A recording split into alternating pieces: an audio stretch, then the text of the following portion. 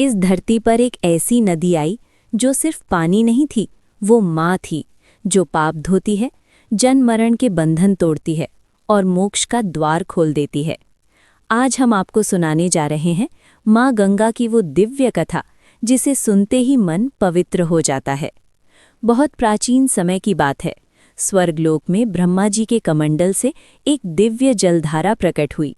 ये जलधारा इतनी पवित्र थी कि देवताओं ने इसे गंगा नाम दिया। माँ गंगा स्वर्ग में बहती थीं और उनके जल से देवता स्नान करते थे। गंगा का जल अमृत समान था, जिसे छूने मात्र से पाप नष्ट हो जाते थे। लेकिन माँ गंगा का धरती पर आना इतना आसान नहीं था। धरती पर राजा सगर का शासन था। उनके 60,000 पुत्र थे, वीर परंतु घमंडी। राजा सगर ने अश्वमेध यज्ञ किया, लेकिन इंद्रदेव को भय हुआ कि उनका सिंहासन खतरे में है। इंद्र ने यज्ञ का घोड़ा चुरा लिया और कपिल मुनि के आश्रम में बांध दिया। राजा सगर के पुत्र घोड़े की खोज में आश्रम पहुंचे और ध्यान में लीन कपिल मुनि को चोर समझ बैठे। क्रोध में आकर उन्होंने मुनि का अपमान किया। कपिल मुनि ने आंखें खोली और उनके तपोबल से राजा सगर के 60,000 पुत्र भस्म हो गए। उनकी आत्माएं पृथ्वी और पाताल के बीच भटकने लगीं।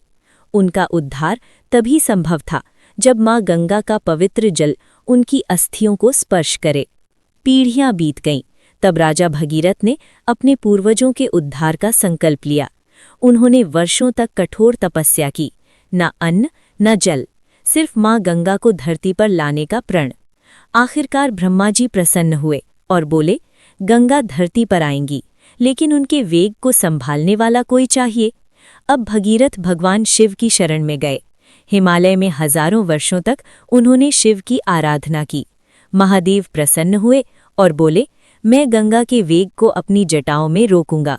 जब माँ गंगा स्वर्ग से प्रचंड वेग से उतरी तो भोलेनाथ ने उन्हें अपनी जटाओं में बांध लिया। गंगा का घमंड टूट गया और वे शांत होकर धरती पर प्रवाहित हुईं। शिव की जटाओं से निकलकर माँ गंगा धीरे धीरे धरती पर बहने लगी। जहाँ जहाँ गंगा पहुंची वहाँ जीवन फूट पड़ा। सूखी धरती हरी हो गई, पाप धुल गए और आत्माएं मुक्त होने लगीं। गंगा ने राजा सगर के पुत्रों की अस्थियों को स्पर्श किया और सभी को मोक्ष प्राप्त हुआ। यही कारण है गंगा को मोक्षदायिनी कहा जाता है।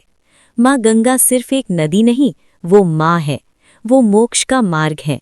वो पापों का नाश करती हैं। आज भी हरिद्वार, प्रयागराज, काशी, इन पवित्र स्थानों पर गंगा स्नान आत्मा को शुद्ध कर देता है।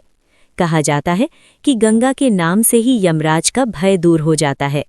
कलयुग में जब मनुष्य पापों में डूब रहा है, माँ गंगा हमें याद दिलाती हैं, शुद्धता सिर्फ जल में नहीं, मन में होनी चाहिए। यदि मन साफ है तो गंगा अपने आप हृदय में बहने लगती हैं। अगर जीवन में कभी रास्ता भटक जाओ तो माँ गंगा को याद करना।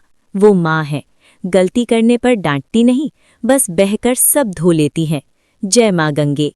अगर आपको माँ गंगा की ये पावन कथा अच्छी लगी हो, वीडियो को लाइक करें, माँ गंगा का नाम कमेंट में लिखें और ऐसे ही भक्ति रस से भरे वीडियो के लिए चैनल को सब्सक्राइब जरूर करें। हर हर गंगे।